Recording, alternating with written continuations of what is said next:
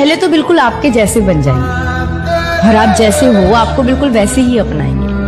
कि पहले तो बिल्कुल आपके जैसे बन जाएंगे और आप जैसे हो आपको बिल्कुल वैसे ही अपनाएंगे, पर बाद में आपकी छोटी से छोटी गलतियां तक गिनवाते हैं लोग और मोहब्बत करने के बाद अक्सर बदल जाते हैं लोग। कौन कहता है तेरी याद से बेखबर हूं मैं, मेरी आंखों से पूछ मेरी रात कैसे गुजरती है।